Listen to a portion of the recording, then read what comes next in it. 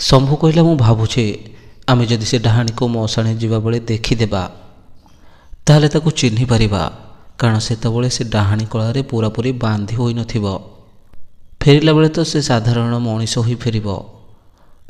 କେବଳ ମଶାଣି ମଝିରେ ଥିବା କୂଅ ପାଖରେ ବସିଲେ ତାର ରୂପ ବଦଳି ଯାଉଛି।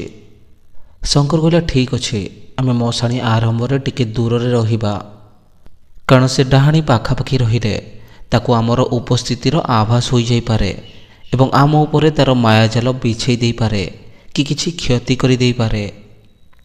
ତେଣୁ ଆମେ ଟିକେ ଦୂରେଇ ରହି ଦେଖିବା। ଶମ୍ଭୁ କହିଲା, ଠିକ୍ ଅଛି ଭାଇ, ଆସନ୍ତାକାଲି ରାତି 1 ବେଳେ ଯାଇ ଆମେ ମଶାଣି ଆଗରେ ଲୁଚି ରହିବା ଆଉ ଦେଖିବା କ'ଣ ହେଉଛି। ଠିକ୍ ରାତି 1 ବାଜିଲା। ଦୁଇଜଣ ସାଙ୍ଗ ଏକାଠି ହେଲେ। ମନରେ ତାଙ୍କର ଉତ୍କଣ୍ଠା। ସେମାନଙ୍କ ହାତରେ ଥାଏ ଗୋଟିଏ ଟର୍ଚ୍ଚ ଆଉ ଗୋଟିଏ ଠେଙ୍ଗା। ସେମାନେ ମଶାଣିକୁ ଚାଲିଲେ। ଯେମିତି ମଶାଣି ପାଖରେ ହୋଇଗଲେ, ମଶାଣି ଆରମ୍ଭରେ ରାସ୍ତା କଡ଼ରେ ଥିବା ଗୋଟିଏ ବରଗଛ ପାଖରେ ଲୁଚି ରହିଲେ। ଦୁଇଜଣ ସାଙ୍ଗ ଚୁପଚାପ ସେଠି ବେଣା ମୂଳରେ ଲୁଚି ବସି ରହିଲେ। ଅଧଘଣ୍ଟା ବିତିଗଲା ପରେ ସେମାନେ ଗୋଟିଏ ରୁଣଝୁଣର ଶବ୍ଦ ଶୁଣିଲେ।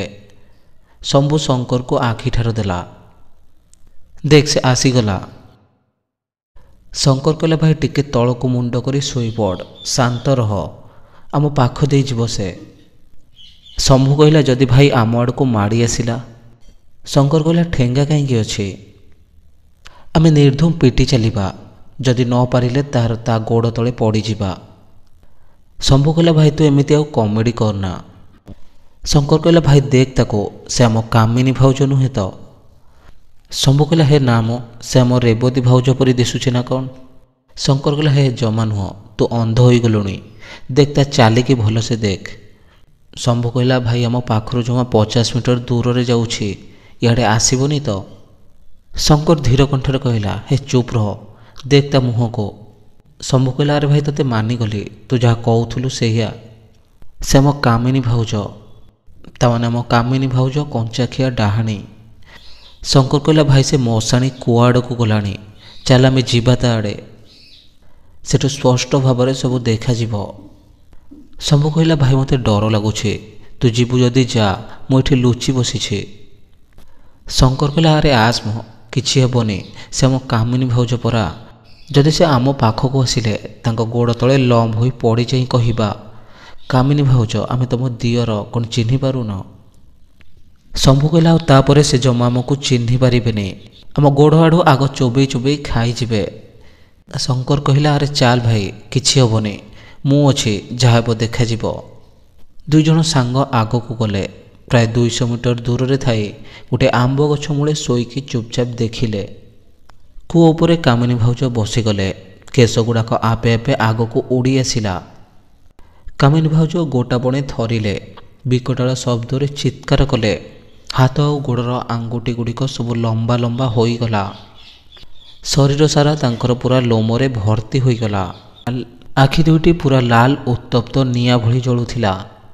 ଧୀରେ ଧୀରେ ରୂପଟି ସମ୍ପୂର୍ଣ୍ଣ ବିକଟାଳ ହୋଇଗଲା। ଗୋଡ଼ ଦୁଇଟା ଉପରକୁ ଟେକି ହୋଇଗଲା।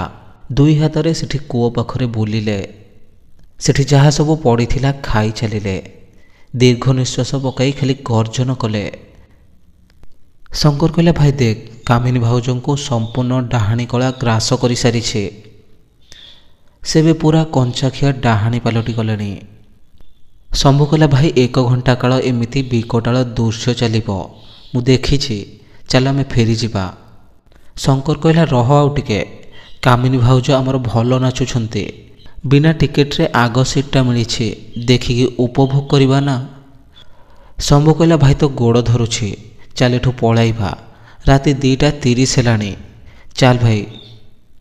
ଶଙ୍କର କହିଲା, ଚୁପ୍ ରହ, ଦେଖ ଡାହାଣୀ କଳାର ପ୍ରକୋପ ଧୀରେ ଧୀରେ କମି ଆସିଲାଣି, ରହ ଆଉ 15 ମିନିଟ୍, ଫିଲ୍ମ ସରି ଆସିଲାଣି, ହାପି ଏଣ୍ଡିଂଟା ଦେଖିକି ଯିବା। ଶମ୍ଭୁ ଏଥରକ ଆଖି ବୁଜି ଉପରକୁ ମୁହଁ କରି ଶୋଇପଡ଼ିଲା ଆଉ କହିଲା, ମୁଁ କହୁଛି ଆଉ ତୁ ଦେଖ, ଏବେ ଦେଖ, ପୁଣି କୂଅ ଉପରେ ବସି ତାର ପୂର୍ବ ଅବସ୍ଥାକୁ ଫେରି ଆସିବ। ଶଙ୍କର କହିଲା, ହଁ ତ। ଶମ୍ଭୁ କହିଲା, ଏବେ ଦେଖ, ସେଠି ମାଠିଆରେ ପାଣି କାଢ଼ି ତା ଦେହରେ ଢାଳି ହେବ। ଶଙ୍କର କହିଲା, ହଁ ତ। ଶମ୍ଭୁ କହିଲା, ଏବେ ଦେଖ, ସେଠି ଥିବା ତୁଳସୀ ପତ୍ରକୁ ଚୋବାଇ ଚୋବାଇ ଖାଇଦେବ। ଶଙ୍କର କହିଲା ହଁ ତ ଖାଇଦେଲା। ଶମ୍ଭୁ କହିଲା ଏବେ ଦେଖ ସିଧା ସିଧା ଘରକୁ ଫେରିଯିବ। ଶଙ୍କର କହିଲା ପାଟି ଚୁପ୍ କର, ଆମଠାରୁ ଜମା 20 ମିଟର ଦୂରରେ ଯାଉଛନ୍ତି। କି ଆଶ୍ଚର୍ଯ୍ୟ, କୁଆଡ଼େ ଗଲେ? ଶମ୍ଭୁ ଦେଖ କାମିନୀ ଭାଉଜ କ'ଣ ଅଦୃଶ୍ୟ ହୋଇଗଲେ? ଏଇଠି ପୁରା ଯାଉଥିଲେ, କୁଆଡ଼େ ଗଲେ? ଶମ୍ଭୁ କହିଲା କାହିଁ, କେଉଁଠି ତ ଦେଖାଯାଉନାହାନ୍ତି। ଚାଲ ଭାଇ, ରାତି 3ଟା ବାଜିଲାଣି। ଶଙ୍କର ଥରି ଥରି କହିଲା ଭାଇ ଆମ ପଛକୁ ଅନା। ଶମ୍ଭୁ କହିଲା କ'ଣ ହେଲା କି? ଶଙ୍କର ଆଶ୍ଚର୍ଯ୍ୟ ହୋଇ କହିଲା ଏ ତ ଆମ କାମିନୀ ଭାଉଜ। ଶଙ୍କର ଥରି ଥରି କହିଲା ଆମ ଆଡ଼କୁ ରାଗିକି ଆସୁଛନ୍ତି। କାମିନୀ ଭାଉଜ ବିକଟାଳ ଶବ୍ଦରେ କହିଲେ ଛାଡ଼ିବିନି। ଶମ୍ଭୁ କହିଲା ଭାଇ ଭାଗ। ଶଙ୍କର ବି କହିଲା ତୁ ଭାଗ। ଦୁଇଜଣ ଜୀବନ ବିକଳରେ ଦୌଡ଼ିଲେ। ପ୍ରାୟ 1 କିଲୋମିଟର ଦୂର ଯାଇ ଶମ୍ଭୁ କହିଲା ଭାଇ ଆମେ 1 କିଲୋମିଟର ଦୌଡ଼ି ଆସିଲୁଣି, ମଶାଣିର ବାଟ ସରୁନି କ'ଣ? ଶଙ୍କର କହିଲା ଆରେ ଭାଇ ଯେଉଁ ଜାଗାରୁ ଦୌଡ଼ିବା ଆରମ୍ଭ କରିଥିଲେ ପୁଣି ସେଇଠି କ'ଣ ଆସି ପହଞ୍ଚିଲେ, କିଛି ବୁଝି ହେଉନି। ଶମ୍ଭୁ କହିଲା ମୋତେ ଲାଗୁଛି କାମିନୀ ଭାଉଜ ଏବେ ବି ତାଙ୍କର ସମ୍ପୂର୍ଣ୍ଣ ଡାହାଣୀ କଳାରୁ ବାହାରକୁ ଆସିନାହାନ୍ତି। ତାଙ୍କ ସ୍ୱର ବି ଡାହାଣୀ ପରି ଥିଲା, ତେଣୁ ସେ ଆମ ଉପରେ ତାଙ୍କର ମାୟାଜାଲ ବିଛେଇ ଦେଇଛନ୍ତି। ଶଙ୍କର କହିଲା ମୋତେ ବି ସେୟା ଲାଗୁଛି, ସେ ଆମ ଚଲା ବାଟକୁ ବନ୍ଦୀ କରିଦେଇଛନ୍ତି। ତାଙ୍କ ଇସାରାରେ ଆମେ ଦୁହେଁ ବର୍ତ୍ତମାନ ଅଛୁ। ଶମ୍ଭୁ କହିଲା କ'ଣ କରିବା, ଆଉ କୁଆଡ଼େ ଦୌଡ଼ିବା, ବାଟ ତ ମିଳୁନି, ଯେତେ ଦୌଡ଼ିଲେ ବି ସେଇଠି ଆସି ପହଞ୍ଚୁଛେ। ଶଙ୍କର କହିଲା ଭାଇ ଆଗକୁ ଅନା। ଶମ୍ଭୁ କହିଲା ଏ ତ ଆମ କାମିନୀ ଭାଉଜ। କାମିନୀ ଭାଉଜ ଦାନ୍ତ କଡ଼ମଡ଼ କରି ବିକଟାଳ ଶବ୍ଦରେ କହିଲେ ଏଠି କ'ଣ କରୁଥିଲ, ଛାଡ଼ିବିନି। ଶଙ୍କର ଛେପ ଢୁକି କହିଲା କାମିନୀ ଭାଉଜ ଆମକୁ ଚିହ୍ନି ପାରୁନା, ଆମେ ତୁମ ଗାଁ ହିସାବରେ ଦିଅର ହେବୁ। କାମିନୀ ଭାଉଜ ଦାନ୍ତ କଡ଼ମଡ଼ କରି କହିଲେ ମୁଁ ଛାଡ଼ିବିନି। ଅତି ଉଚ୍ଚ ସ୍ୱରରେ ବିକଟାଳ ଗର୍ଜନ କରିଲେ, ଚତୁର୍ଦିଗ କମ୍ପିଗଲା। କାମିନୀ ଭାଉଜ ସାଧାରଣ ସ୍ତ୍ରୀ ଲୋକ ଭଳି ଦିଶୁଥିଲେ ମଧ୍ୟ ସ୍ୱରରେ କିଛି ପରିବର୍ତ୍ତନ ଘଟିନଥିଲା। ସ୍ୱରଟା ଡାହାଣୀର ସ୍ୱର ଭଳି ଶୁଭୁଥିଲା, ଯାହା ଦୁଇ ସାଙ୍ଗକୁ ଛାନିଆ କରିଦେଇଥିଲା। ଶମ୍ଭୁ କହିଲା ଭାଇ ଆଉ କିଛି କହନା, ଯଦି କାମିନୀ ଭାଉଜ ଅଧିକ ରାଗିଗଲେ ସେ ନିଶ୍ଚିତ ସମ୍ପୂର୍ଣ୍ଣ କଞ୍ଚା ଡାହାଣୀ ପାଲଟି ଯିବେ, ତାପରେ ଆମେ ଏଠୁ ମୁକୁଳି ପାରିବା ନାହିଁ। ଶଙ୍କର କହିଲା ଶମ୍ଭୁ ଏବେ ଆମେ କ'ଣ କରିବା କହ? ଶମ୍ଭୁ କହିଲା କେବଳ ଗୋଟିଏ ବାଟ ଅଛି। ଶଙ୍କର କହିଲା କ'ଣ, ଜଲ୍ଦି କହ। ଶମ୍ଭୁ କହିଲା ଚାଲ ଆମେ ଦୁହେଁ ମିଶି ହନୁମାନ ଚାଳିଶା ବୋଲିବା। ଶଙ୍କର କହିଲା ଠିକ୍ ଅଛି, ଚାଲ ବୋଲିବା। ଦୁହେଁ ଆଖି ବୁଜି ହାତ ଯୋଡ଼ି ଉଚ୍ଚ ସ୍ୱରରେ ବୋଲିଲେ। ହନୁମାନ ଚାଳିଶା ଶେଷ ହେଲା ପରେ ଦୁହେଁ ଭକ୍ତିରେ ହନୁମାନଙ୍କୁ ନମସ୍କାର କରି ଆଖି ଖୋଲିଲେ। ଶମ୍ଭୁ କହିଲା ଭାଇ ଆମେ ଏବେ ପୁରା ବିପଦରୁ ମୁକ୍ତି ପାଇଯାଇଛେ। ଶଙ୍କର କହିଲା ହଁ, କାମିନୀ ଭାଉଜ ଆଉ କେଉଁଠି ଦେଖାଯାଉନାହାନ୍ତି। ଶମ୍ଭୁ କହିଲା ଓରେ ଭାଇ ଶାନ୍ତି ମିଳିଲା। ଶଙ୍କର କହିଲା କିନ୍ତୁ ଆଜି ରାତିରେ ଯାହା ଘଟିଲା କେବେ କାହାକୁ କହିବୁ ନାହିଁ, ନଚେତ ଆମ କାମିନୀ ଭାଉଜ ବଦନାମ ହୋଇଯିବେ। ଏମିତିରେ ବି ସେ ଆମକୁ ଚିହ୍ନି ପାରିଲେ ନାହିଁ, ତେଣୁ ତାଙ୍କର ଏ ବିଷୟରେ କିଛି ମନେ ନଥିବ। ଶମ୍ଭୁ କହିଲା ତୁ ଠିକ୍ କହିଛୁ ଭାଇ, ଯଦି ଏ ଘଟଣାଟି ପ୍ରଘଟ ହେବ ତାଙ୍କର ସୁନ୍ଦର ଘର ସଂସାରଟି ଉଜୁଡ଼ି ଯାଇପାରେ। ଶଙ୍କର କହିଲା ଚାଲ ଭାଇ ଏ ଘଟଣାକୁ ଗୋଟିଏ ଦୁଃସ୍ୱପ୍ନ ଭାବି ଭୁଲିଯିବା।